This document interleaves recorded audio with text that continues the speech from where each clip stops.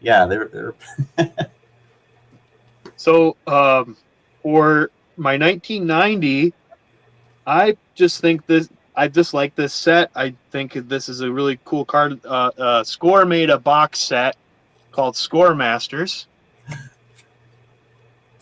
Ah, absolutely so it's just awesome. a beautiful card. It's an art card, Yeah, and then they came in a box like this. So I got the Kirby box. There's different variations on the outside box too. It's like Jerome Walton or somebody on the other side. But so yeah, that's my first one. My second one is a little bit tougher card. It's not like a super high value card, but you're talking like a $30, $40 card most of the time, unless you get lucky and find somebody that doesn't know what they have. The Tops released these. So this is a 1990 batting leaders. mm-hmm. They did them in 89. 89s are a lot easier to find. I believe they were it came one per like blister pack from like Kmart. I think was the only way you could get them. Were they red? The 89s are red, yes. So the Okay. 90s are the green one. Mm-hmm. But yeah, they're just not. I don't think I might have got that this year. Yeah. I think maybe this is a PSA 8. Yeah. So that's my 90s. Yeah, those are. Yep. I'm glad you showed that one because I had 3 cards and I couldn't decide between them. But yeah, I love that card, and even the box. I got the box cut out, and it's in one of my sleeves. The other 2 are like fairly more. I'm not a big like high grade like a 10s. I don't get too excited about 10s, but during the pandemic and everything else, I might have fallen down it a little bit, and then I went and got a. This is his Tiffany, which is a 10. So I dig that card. Really, the Bowman's the 89, 90, 91. I like all of those a lot. I really wish they would have made Tiffany for Bowman 91. Yeah. Oh man, that was such a great set for rookies, man. There would have been a lot of cool. Yeah, that would have been great. And they didn't do huge runs, which was nice. Yeah. And then here's the other one too. So that's his O-Pee-Chee. And I had a hard time finding O-Pee-Chees of a 90. So I just don't. So it says Tops, but you flip them into the back, and there's the French and the off color. So that's difficult to find those. And I remember as a kid when they came out with the Tops of that look, of just being like, man, that's weird. I don't know. And it's over the years, it's kind of grown on me, which is kind of funny. Yeah, I do like the 90 Tops design, I think, too. Okay, so we're at 91. And 91, I already kind of mentioned it was a special year for me. I started collecting. The Twins won the World Series. I thought, oh, man, this is going to be a great being a baseball fan. Yeah. I'm 8 years old, and the Twins have already won 2 World Series. But we know how that went. Yeah, can't go up. Haven't won one since. All right, so I already talked about yellow cards and ugly cards and quirky cards. So, of course, I'm going to pick the 91 Fleer. Oh! Very infamous set. But what other thing I like about this is for Christmas, for 1991 Christmas, my mom bought me the complete set. And that was the first complete set that I ever owned. I don't know what happened to it, but I just think I like that they tried something different. Mm-hmm. And yeah, it's kind of ugly. Or somebody made a it's not I can't remember who it was, but somebody made a video like to pick a card that most represents the year that it came out, and I picked the 91 Fleer update of Jack Morris as my card that represented 1991 the most. So yeah, I don't hate it like everybody else does. It's not that they're ugly cards. It's that every single one of them is bright like yellow. Like if some of them were, I think if they'd just been like, hey, we're doing 4 colors or 5, it wouldn't be quite so bad, but it's just everything is yellow. So when you got them in binders, it's almost like flipping through, like when you're saying the star cards. Yeah. It's almost like flipping like, oh, I got through 660 star cards, but every color is exactly the same. You'd be like, let's just change this up. I think that's it. It's just the Well, amount. I mean, we see in like the Provisions, the white or black border that's pretty close to the same looks really good. So. Yep. And then this one is I don't know. You may have picked this one. It's the 91 Desert Shield. And 91 tops. I've I think that was the first pack of baseball cards I ever got, and I love some of the photography in 91 tops. I do the design's somewhat plain, but I still kind of like it. Mm-hmm. This is a PSA 7, and this one's special to me because I was talking with a close friend of mine. This popped up on eBay, and I think they wanted like $35 for it, which is a pretty good price for a Desert Shield. Yeah. But it's really badly off-centered. Like it's a 7. It could be a 9 with the OC qualifier because it's in great shape, other than it's really badly off-centered. Mm-hmm. And so I was talking to my buddy, and I'm like, yeah, this is a pretty good price, but I don't know if I want, I don't know if I should buy it. And he's like, just buy it. And, I waffled on it enough, and then he bought it and sent it to me. He's like, oh, I just bought that. So that's why it's a kind of even more special to me. All right. Yeah, I had grabbed mine. So same thing. That's a big card. At this time, there wasn't a lot of cards that were like really rare. So being able to get one of those, and I remember what was just going on in the world at that time. That's a big card. And then, man, I had a hard time. These didn't make the list, but I'm just gonna go through all three. The Provision, like what you were talking about with the Fleer, it's just they were really cool looking cards. Not just the Puckett, but everyone. Stadium Club came out that year. I thought those were just awesome looking cards. You could see his rookie on the back. And then seeing Puckett in a Senators uniform. Oh, yeah, that's a great card, too. Pretty damn cool. But, yeah, so I totally cheated there. I had a hard time. But, it's 91 that won the World Series. All of that. But I'm going to go with this. Another magazine cutout. I really like those. 71 tops look. He's got the big smile on his face. Looks really happy. So I'm going with that one. Love that card. Okay, on to 92. I think a lot of Puckett collectors maybe would pick this one as one of their 92s. I already know it. It's a 92 Donruss Elite. Yep. It's one of the first numbered cards that I remember where they're individually. And there was a lot of them, I think, that maybe not a lot of them. There was some beforehand that, maybe said the print run or something. Yeah. This is number 1 of 10,000. But this is like one of the first. They maybe did these in 91, but Puckett wasn't in it. But this is one of the first that was individually serial numbered. Mm-hmm. So, I mean, you're talking 10,000 of these, and they probably made who knows how many 92 Donrusses they made. So it was really hard to get these. Yeah, but I bet half of them were thrown away. Yeah. I don't know. I don't even know if I ever saw a kid around me pull a Donruss Elite. And they're really cool. Like they need to make cards more often that still have these sort of like holographic designs. Yeah. My other 92 is I think that this is one of my favorite cards as far as like a card that's not very valuable, but you just love it. I remember on the Sunday paper, they had like a coupon where you could send away to get this set. And after I got back into collecting, probably around 2017, 2018, I bought this, and this is my first ever PSA 10 that I ever owned. And it's the 92 score Procter & Gamble. Yeah.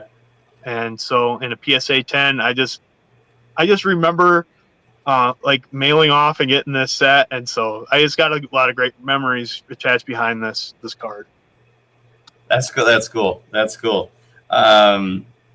yeah, I was like, which one? It started to come. I go, I think I've seen you show that card at some point.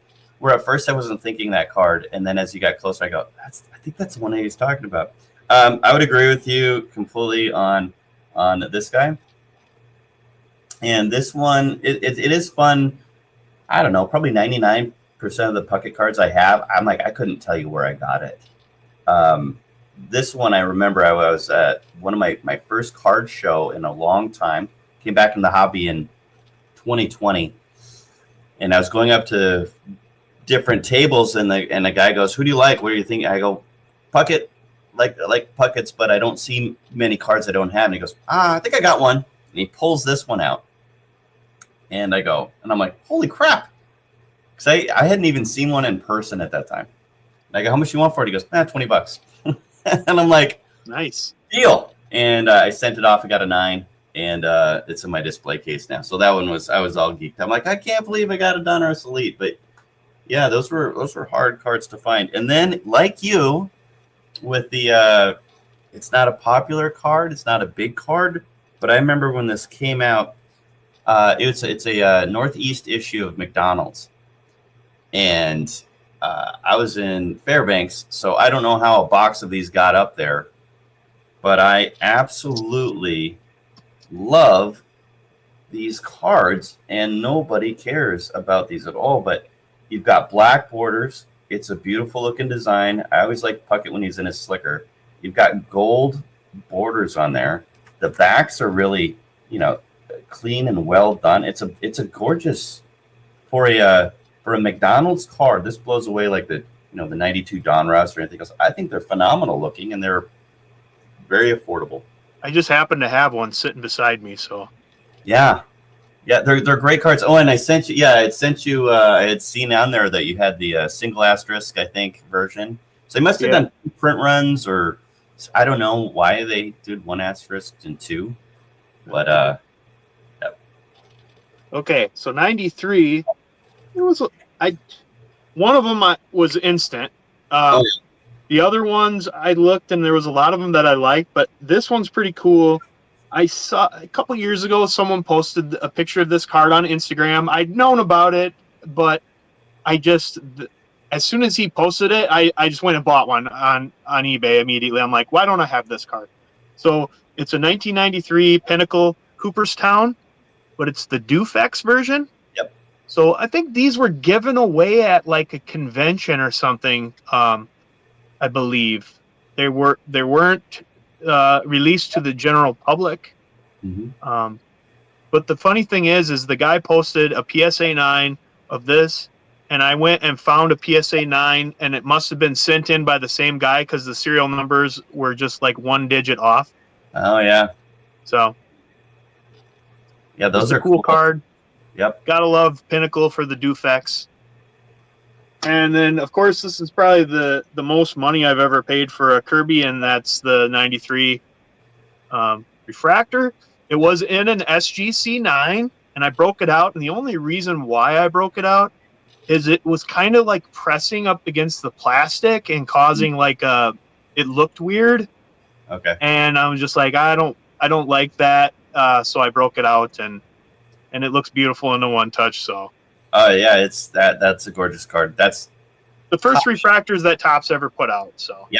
Yep. And they said that they only made 241. I don't know if that's accurate or not. Like you see some pop counts and stuff, but maybe it's that people just keep pulling them out and resubmitting them, and so the population counts go up. But I'm like, I don't know if they're actually 241 or if that, because I think that's like a multiplier that they used with going like, all right, this is how many cases that were released, and this is the odds of polling and all that stuff.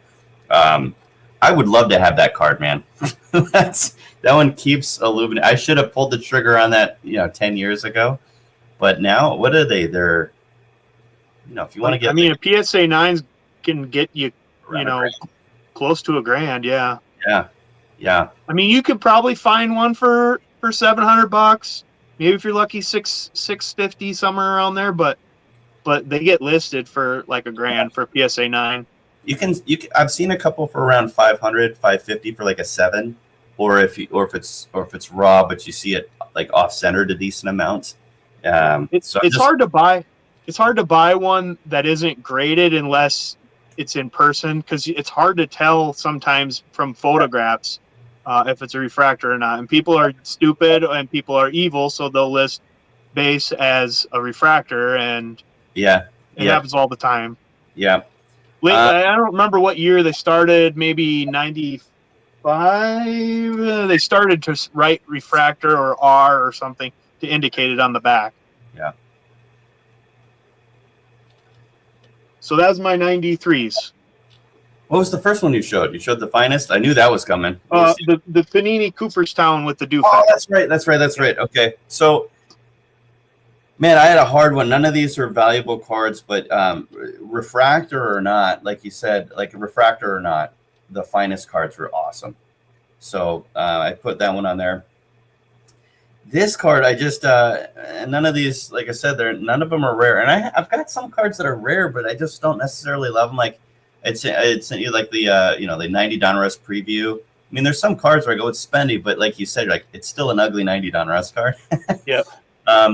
But this I thought was a fantastic looking card. That's like the SP. Yeah. Yep. Yeah, that's nowadays that's a quarter card, but it's like such a cool image. Taking BP on the back. Also, I remember when Flair came out, and I just remember like, man, that the level of quality that they started coming out with in that 92, 93, 94 was fabulous. And that's a common card too, but it's a gorgeous card. But I remember this one as a big card as my kid, and so sorry I'm cheating here. There's so many. But here we go. This is a what do they call these? Team Pinnacle. Yeah. They had him on one side, and they had Andy Van Slyke on the back. But I remember, mowing a couple lawns, and I had to pay like $12 to get one back in 1993. So those were all cards I dug.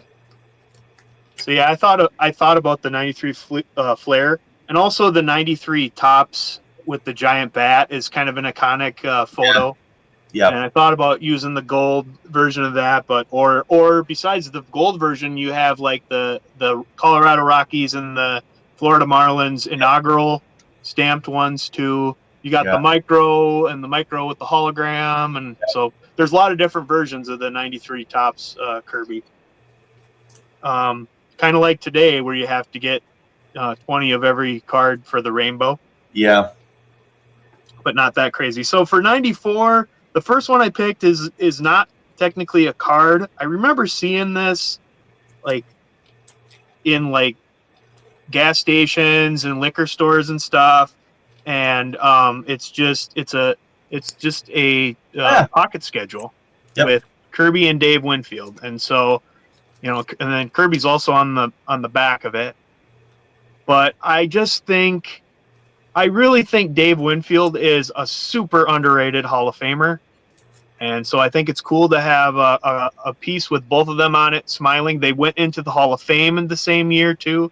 Yeah. So that's why I picked it. So I just think it's cool. Yeah. And then, and I could have picked, I got the 94 refractor. Yeah. I thought about picking the what the hell are they called? There's another 94 finest that's like a Topps pre-production or sample or something. I have that. I thought about picking that too, but I'm like, well, I'm going to pick the refractor, so that's why I picked that schedule as my other 94. Yeah, that's a beautiful card. Yeah, I don't. 94s. It's funny. There's some refractors. I'm like, I know I don't have the 93. I'm like, I think I got the 94. I'm not sure if I have the 94. It's funny you said that. I have a display case upstairs. I did a video.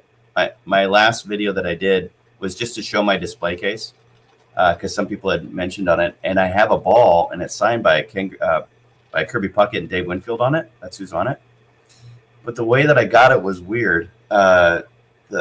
My cousin, he told me, he goes, yeah, I hunt with Kent Herbeck sometimes. And this is back in the early mid 90s. And so he's friendly with Kent Herbeck, and he asked Kent Herbeck to get me a signed ball for Kirby Puckett.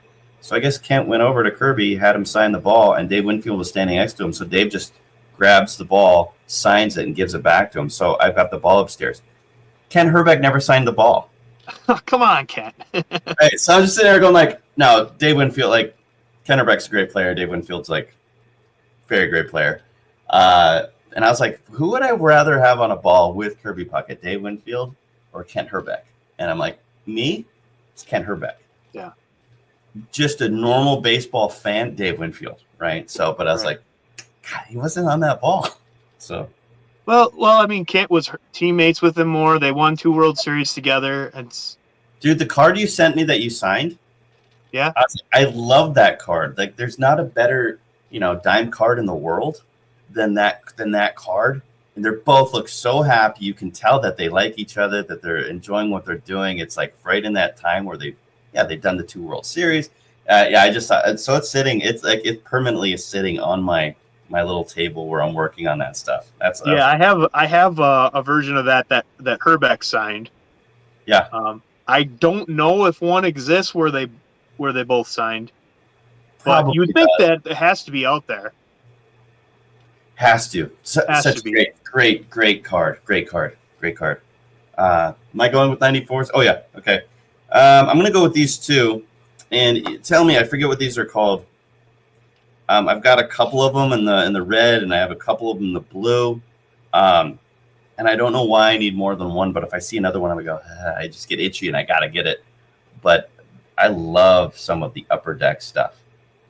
So you got the hologram at the bottom. But those are sweet looking cards. What are those called?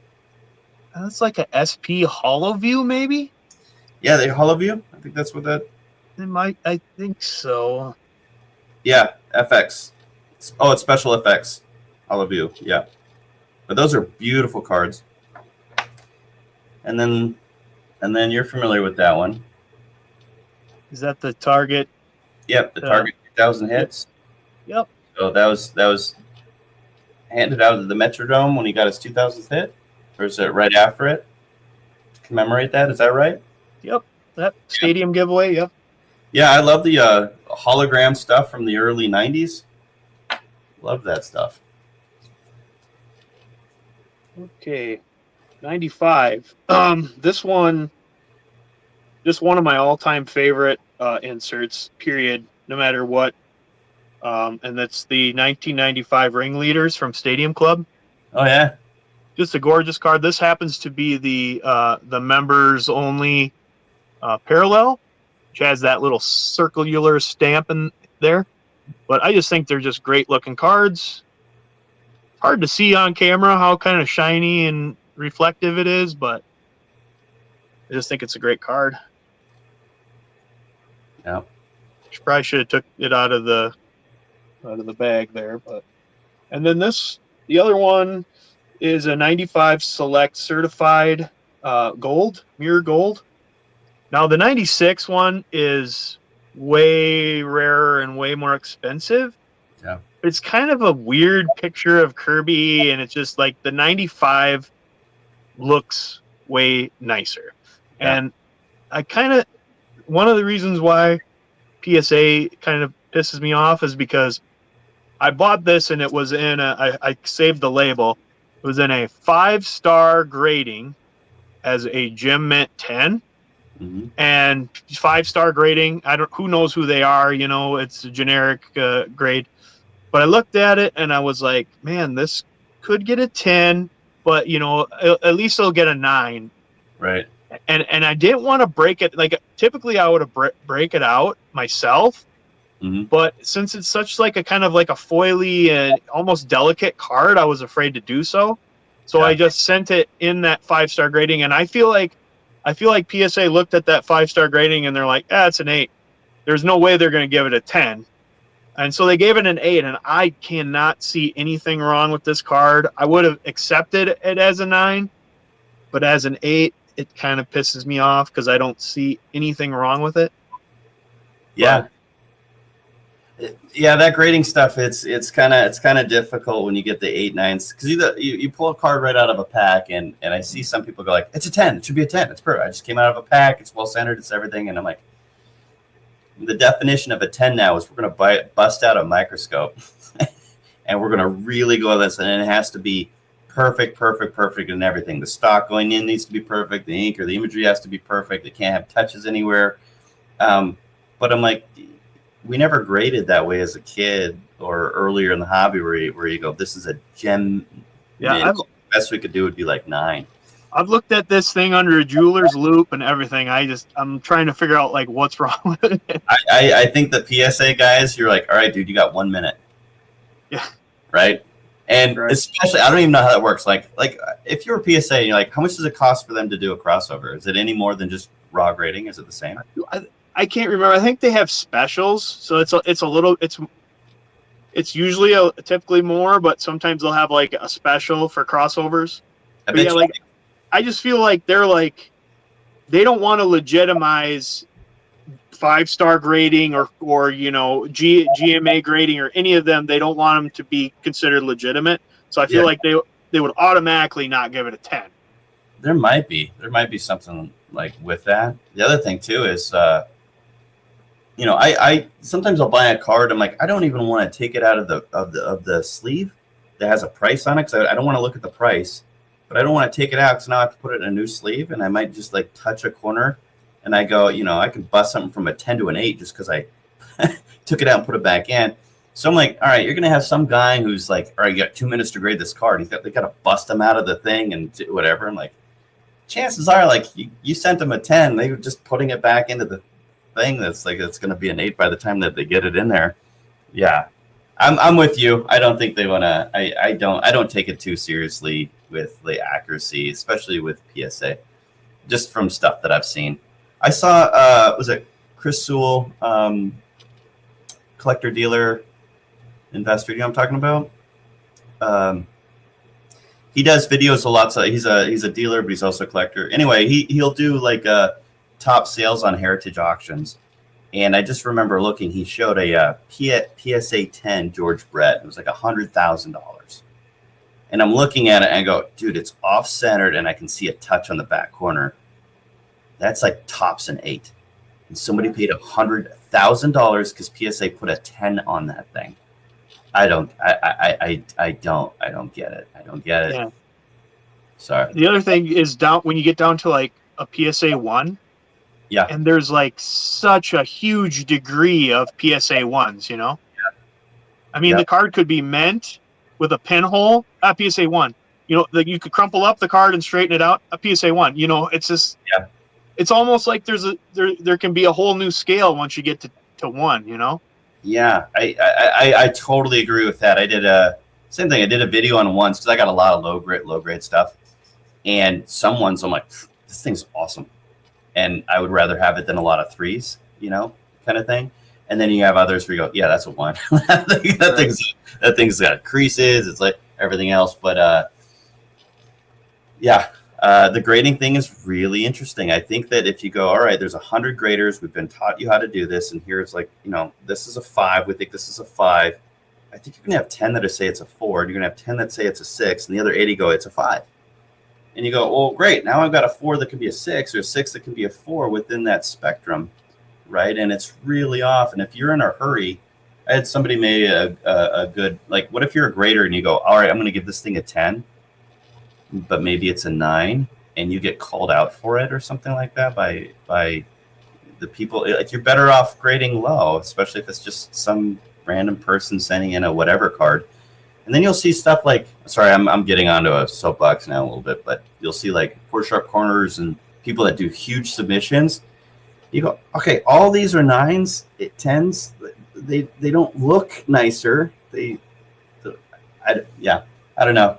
I don't think it's necessarily a conspiracy or anything. I just think that there's we as the collectors put too much stock into them being accurate. I think the authentication part is really big. The resaleability of the stuff is really big. I think one thing I think is great about PSA or something, if I see something online, I go, oh, I might want to buy it. I can look at the cert number and I can look at a close-up, good quality image through PSA. I think all that stuff's really, really valuable. But there's some cards that the difference between an 8 and a 9, I'm like, why would I pay 3 times as much or twice as much? I can't tell a difference. Yeah, So it's too bad too that the collectors are, and it's collectors' fault. Like that a PSA 8 is going to sell for way more than an SGC 8 or a frickin' Beckett 8. In most cases, yeah, and that's too bad. and I just want to clarify too. I don't want to poo-poo the people that do at all because I still do that. I mean, I have like PSA 9 Caesar Tovar from 1974, right? And they're like, that's a dollar card, right? And you just pay $25 for it or $26 for it. And for me, I look at that and I go, it's totally worth the $20, to have like a really high grade like that. So I don't want to poo-poo. Like we all do different stuff. It's just cardboard. But yeah, sorry. That's a grading soapbox. Keep moving on. Well, all right. What's your 95s? 95s. I'm sharing it with you a bit here. I agreed with you. There's more than 30 of them made, but those are gorgeous cards. And I agree with you. It's a better image. It's a great card. The only thing you could say is, yeah, there's way more than 30 of them made, but it's gorgeous. And then also, it's weird. Both scorecards. Oh yeah, that's a great one. Yeah, like that's a cool looking. You got a double image of Puckett on there. Not necessarily a big fan of the back because it's just so simple. And that's pretty minimalistic. Not a great smile of him either. But that's fabulous. And then I think I grabbed one other card here too. It's because they're a little thought provoking, and that is the 95 tops, but the cyber stats. Yeah. Like what would have happened if they hadn't shortened the season from the strike? Right. And they are guessing that Puckett would have had 132 RBIs that year if they hadn't shortened it. Yeah, he's definitely was on pace for even more than that if he would have stayed on the same pace. But oh yeah, and then man, those years where they had Molitor and Knobloch. Oh right, yeah, that's the other thing I was going to say is that Molitor had like an incredible year. Mm-hmm. That one year he batted like 341 with like 220 hits. He had over 100 RBIs. It just and Knobloch was phenomenal for not people just generally don't like Knobloch for whatever the way he left the Twins and then the way he got the yips in New York. But man, there was a 5-year period where that guy was like I think his WAR is pushing 50, and he didn't have a real long career. He was special for a little while. I think of that 94 year, he had like 45 doubles or something like that. And then that was like a really short year. Yeah. Could have hit over 60 doubles that year if he would have stayed on the same pace. But oh yeah, lots of doubles, lots of stolen bases. Gold Glover, yeah. Glover batting in the low mid threes, and scrappy hustler. So my 96 is the only year that I picked out 3 cards. Attaboy. And we'll just get this one out of the way because everybody knew that I was going to pick this one. Yeah. So the 96 Leaf Signature Series was my 1000th Kirby. Mm-hmm. And at the time, I think it was only my 3rd autograph, at the time. Mm-hmm. And now I have 7. Now I think I have 7. Was that like an eBay purchase too? Were you able to get it in person? Yep, that was an eBay purchase. Yep. Yeah. Does that matter for you? Like getting it at a show as opposed to getting it on eBay? Not necessarily. I feel like there may be special circumstances where it would mean more getting it from a show. Yeah. But I don't think it's that big of a deal. But yeah, if I'd found something at a show with the circumstances, everything, it might make it more special, but not all the time. Mm-hmm. And then after that, I had 2 that I just was like, I have to just show both of these cards because they're beautiful. Excellent. And the first, and I believe these were probably both eBay pickups as well. This one I know for sure was because this is one that I had on my as a notification for a long time. And finally, it popped up one day, right away in the morning, at like 5, 6 in the morning, right when I got up. And that's the Pinnacle Skylines. Yeah. So Yeah. I was thinking of pulling that one out. That's a great card. there wasn't a lot of acetate cards at that time. Not a whole lot of see-through cards at that time. And this one is just a great card. And then if anybody that follows my channel knows how much I love refractors, I've already shown two. Aesthetically, this one might be the best refractor that he has, and that's the 96 with gold with the sterling. Yep. Just a beautiful card. Yeah. So those are my 96s. Those are your 96s. Yeah, in this era, there started to be a lot of cool inserts, a lot of cool different cards. I mean, I think I probably had about a dozen different cards where I really like this card, but this one was same thing, definitely huge on that card. I got this with my son in 2022 at the Nationals, and I saw this I think within like 3 or 4 hours, and then walked around the showroom floor for a couple more hours because I just didn't know if I wanted to pay that much because it is. The hardest thing about these cards for Puckett autographs is I've got some like books that will show from like 1998 or so for price guides, and you could look in there and that card was like $125, $100, something like that, and there's a lot of stars at the time that were a lot higher. Well, now there's not. I mean, you maybe a Derek Jeter, and there's not much that's more expensive than the Puckett because of his passing and stuff. But it's made his autograph stuff really, really difficult. Here's another card that I really, really dig. The Thunderclaps. Oh, yep. I thought I almost pulled that one out too. Yeah, and I've got issues, man. Do you have a lot of duplicates? I don't really have that many. I have like a couple 800 count boxes. Like I don't typically save duplicates unless I really like the card, and I don't typically buy them. Yeah. Because I'm like, I got to buy ones I don't have. Right. And so I got issues, man. So like I like to buy lots when there's a lot of them. If I see, I go, oh, there's like 4 or 5 cards I don't have, I'll just buy the whole lot. Right. And then even cards, if I really like them like this, if I see it pop up and I go, oh, that's a really good deal, I'm like, I already have it, but I'll buy it again. So I think I have 4 of these. And I missed out on the gold medallion version of this. Yeah. And I wish I pulled the trigger on that one because they're pretty tough. They're pretty tough to find. Yeah. Yeah, I still need to get that one too. But yeah, it's not cheap because even that one by itself is not really a super cheap card.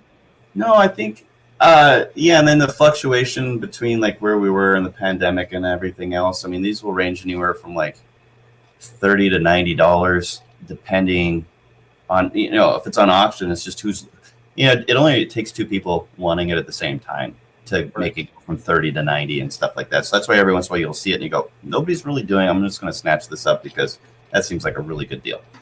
But yeah.